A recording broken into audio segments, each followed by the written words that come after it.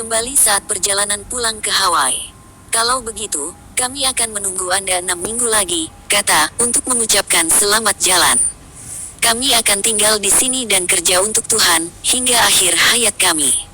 McCain menggerutu kembali dan berbalik menuju gudang-gudang di dermaga. Pengaturan awal telah dibuat, kata Cromwell kepada Emily dan telah diberikan. Di sini kita hanya formalitas saja. Saudara Matt temani saudari Emily dan awasi barang-barang kita, aku akan petugas Shogun. Baiklah, saudara Sefania, kata Stark. Cromwell mendekat ke meja tempat 3 petugas tadi duduk. Stark tangannya ke arah Emily yang menyambutnya dan melangkah dari dermaga. Fakta jelas bahwa semua pekerja adalah orang Jepang tidak merasa nyaman. Orang bisa melakukan tugas karena dia dido melakukannya. Bisa juga karena takut jika tak melakukannya. Dan, bisa melakukannya karena dibayar. Salah seorang di antara merek pembunuh. Stark tak ingin mati secepat dia menginjak pantai, Terhen memulai. Anda terlihat terkejut melihat penampilan orang Jepang, saudara, kata Emily. Apakah menurutmu mereka sangat aneh? Sama sekali tidak, kata Stark.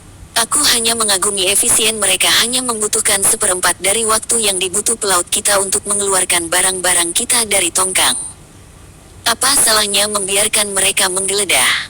Tanya Emily tidak membawa barang selundupan. Bukan itu masalahnya, tukas Cromwell. Jika kita menurut patangan yang tidak jelas ini sekarang, campur tangan mereka tak akhirnya. Misi kita akan hancur sebelum dimulai. Seorang samurai datang berlari-lari ke meja pemeriksaan. Dia kepada kepala petugas dan mengatakan sesuatu dalam bahasa Jep, suaranya sangat mendesak. Ketiga petugas pemeriksa tadi melong setelah diskusi singkat di antara mereka. Kedua petugas yang lebih berlari-lari bersama samurai yang membawa pesan tadi. Pandangan keras kepala menghilang dari wajah sang petugas. Kini, gelisah dan sangat khawatir. Silahkan tunggu, katanya dengan tiba-tiba bersikap sopan. Sementara itu, para samurai yang sedari tadi rupanya telah berhamburan dari gudang persenjataan pelabuhan ke dermaga. Besar membawa senjata api, juga pedang. Stark mengenali senjata mereka bawa adalah jenis senjata laras panjang kuno. Kuno, tetap jauh pun tetap mampu membunuh di tangan penembak jitu. Dalam harupannya bukan masalah. Bahkan saat para samurai itu mengatur sesuai barisan, kelompok samurai lain tiba, sekitar 2 lusin, seragam yang berbeda warna dan pola. 4 penandu di tengah menandu sebuah joli di pundaknya. Para samurai yang baru datang dermaga dan berhenti kurang dari 5 langkah dari barisan terdep Shogun. Sikap mereka tidaklah ramah. Minggir, teriak Saiki. Berani sekali kalian menghalangi jalan B Agung Akaoka.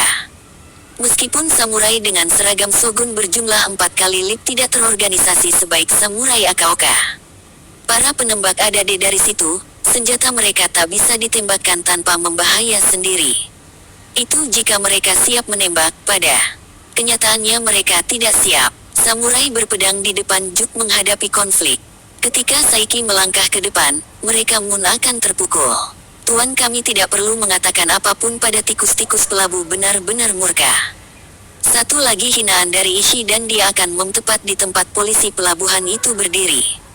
Minggir dari jalan, Kam, senang hati mengenyahkanmu. Di dalam joli, Genji mendengar semua yang terjadi dengan bercampur kesal. Dia datang ke pelabuhan untuk menyambut Tam, kelihatannya bukan hal yang sulit. Tetapi, akhirnya dia justru dirinya hampir terlibat dalam pertempuran antara hidup dan mati, mendapatkan akses ke dermaga. Cukup, dia membuka pintu joli dan, ada masalah apa? Tuanku, mohon jangan memperlihatkan diri. Salah satu pengawalan di samping joli. Di sekitar sini banyak penembak. Omong kosong, kata Genji. Siapa yang ingin menembakku? Dia keluar. Saat kakinya akan menginjak tanah, pelayannya dan menempatkan sandal di bawah kakinya. Di barisan belakang prajurit Shogun, Kuma, yang menyamar seorang penembak, melihat Genji keluar ke tempat terbuka. Dia juga Genji tidak mengenakan lambang keluarganya. Ini adalah kesempatan harapkan. Karena Genji tidak mengenakan lambang, orang dapat langkah. Ini keterlaluan. Genji tak menghiraukan Saiki dan melangkah hing barisan samurainya. Siapa yang berwenang di sini? Kuma menarik pelatuk. Senapan itu tidak meledak. Kuma memandang senapan di tang seharusnya lebih berhati-hati saat tergesa-gesa keluar dari gudang. Rupanya dia mengambil senapan orang lain yang kosong dan membawa senapannya sendiri yang sudah diisi. Hei kamu, apa yang kamu lakukan? Kapten pasukan mendekatinya. Tak ada yang memerintahkanmu menaikkan senap memandang tajam kepada Kuma. Aku tidak mengenalmu. Siapa nak kapan kamu ditugaskan ke unit ini? Sebelum Kuma bisa menjawab, terdengar suara Ishii, Lord G. Kemudian lelaki itu berlutut. Anak buahnya, termasuk Kuma de pasukan senapan yang sedang marah, terpaksa harus mengikuti. Jadi, kamu mengenaliku? Ya, Lord Genji. Jika hamba tahu Anda akan datang, hamba pasti akan siap menyambut Anda. Terima kasih, kata Genji. Bolehkah aku menyambut tamuku, atau mendapatkan izin dulu?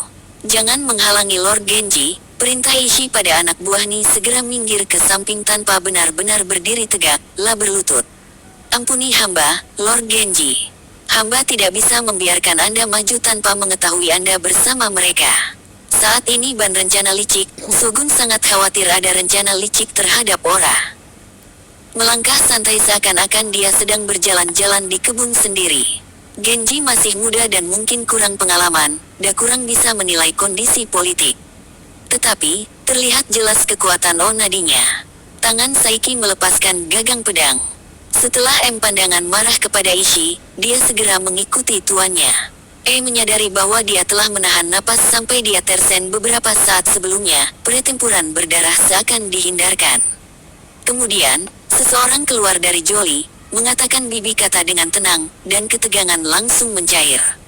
Emily penuh rasa ingin tahu pada orang itu, yang kini berjalan menuju mereka. Dia adalah seorang pria muda dengan penampilan menarik, ram legam yang kontras dengan kulitnya yang pucat.